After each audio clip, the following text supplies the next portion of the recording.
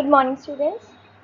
Today we are going to recapitulate chapter Food and Clothing. Here are the topics we are going to discuss in this video: functions of food, kinds of nutrients, food preservation, fibers and its types, clothes, and topic functions of food. Food provides us energy. We need to carry out many physical activities throughout the day, and we need energy for that. From where that energy comes? That energy comes from the food that we eat. So food gives us energy. Next is it helps us to grow. Food is required for the proper growth of the body. Next, it protects us from diseases and infections. Next is food repairs worn out tissues. When we do physical activities, our tissues keep on breaking down. So it is a work of food that it repairs the broken tissues and it also produces new tissues. Nutrients are the food substances essential for the body. These are the components of food required by our body for its proper functioning. Nutrient Nutrients are categorized into three categories: energy giving foods, bodybuilding food, and protective foods. So energy giving food includes carbohydrates. Carbohydrates can be found from the food material such as rice, potato, etc. Whereas another type of energy giving food, fats, it can be found from oil, butter, etc. Next is bodybuilding food.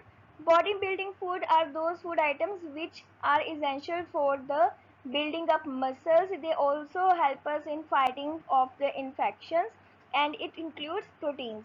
Proteins can be found in the pulses, soya bean, meat, fish, milk and milk products, etc. Next category, protective foods. Protective foods protect our body from the diseases. It includes vitamins. Vitamins can be obtained from fruits and vegetables. Minerals. There are many types of minerals such as iron, which can be obtained from spinach. Another type, sodium. It can be obtained from common salt. There is another mineral which is calcium. Calcium can be found from the milk or milk products. Components: roughage and water. Roughage is actually fiber present in the food. All the raw fruits and vegetables are fiber rich. Roughage is not a nutrient but it is essential by our body. It is required by our body because it adds bulk to our food. When we eat fibrous food, our stomach feels heavy. So in this way it improves our digestion. Water is also very important for our body. Nowadays it is very important to drink at least 2 to 3 liters of water each day. Right. Next we are going to do the topic food preservation. So food preservation is the method of protecting food from getting spoiled and to keep it fresh so that the food can last longer and it can be consumed after long time. As the methods of food preservation, first is freezing. It is very clear from its name that in freezing food is kept in refrigerator where it gets very low temperature so that microbes do not grow in the food. Next method is drying. In drying, food is kept in sun for drying or in the dry places. At dry places there is no moisture. If moisture is not there, germs cannot grow and food is remain safe. Dry fruits such as cashew, pistachio, almonds, raisins, these are preserved by this method. Another food item such as papad is also sun dried and it is kept for the long. Next method, canning. In canning, food is kept in airtight containers and air is taken out of the container, food is kept in it and it is packed tightly with the lid so that air cannot enter in. You can observe that food is uh, packed very tightly with the containers. Air cannot enter it, microbes cannot enter it, and food is safe and it is kept for the third is pickling. In pickling, many foods can be preserved such as mango, carrot, cauliflower, lemon as well. So what is done in this method? In pickling, food is kept in vinegar, oil, by adding salt and sugar in it. By doing so, it prohibits the growth of microbes. If microbes are not there, food will remain safe. Moving ahead,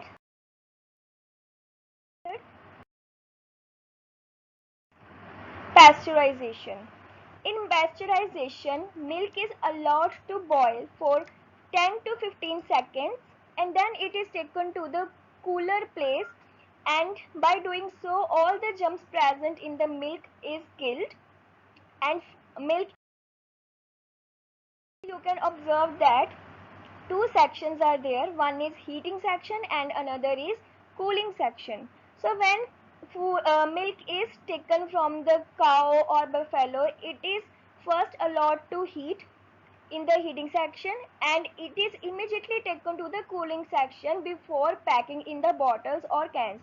All the milk which are available in the market in the form of packets or in the form of cans, that milk is always pasteurized.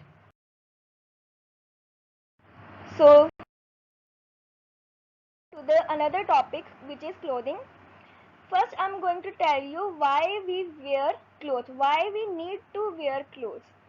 Because clothes protect us from heat, cold, dust and insect bites, and they also make us look smart.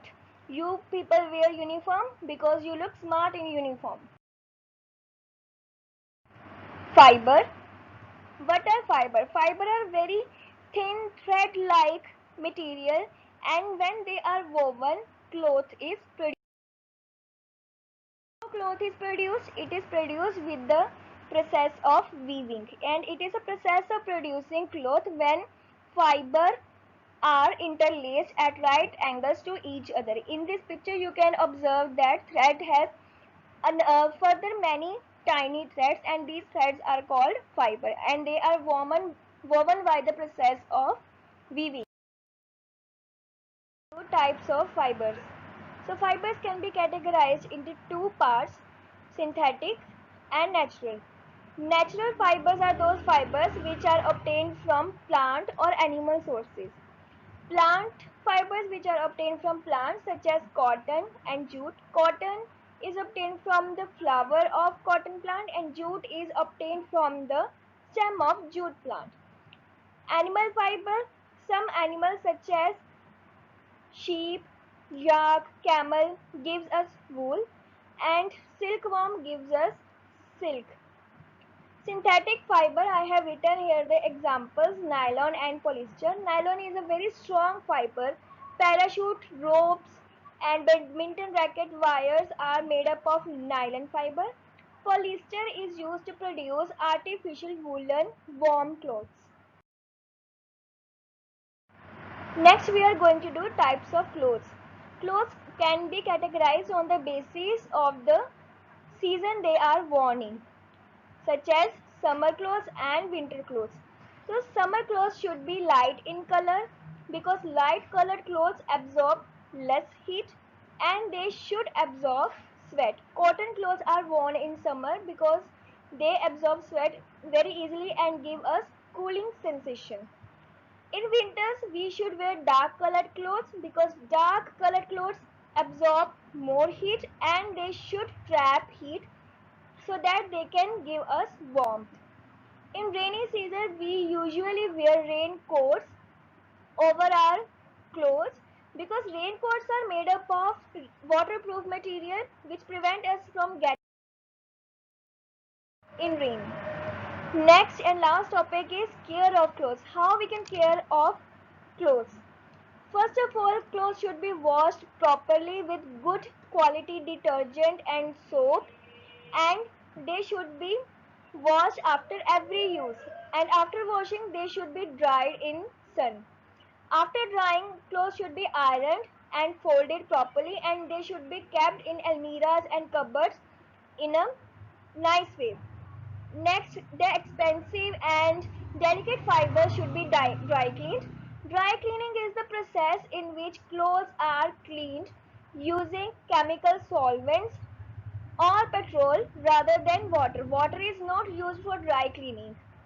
Next, while keeping the clothes in almirahs and cupboards, naphthalene balls or dry neem leaves should be kept with them. They repel insects and they prevent clothes from getting harm from the insects. Topics are clear to you. I have sent a revision assignment with the video. Revise the chapter carefully, learn all the terms and then solve the assignment. Thank you.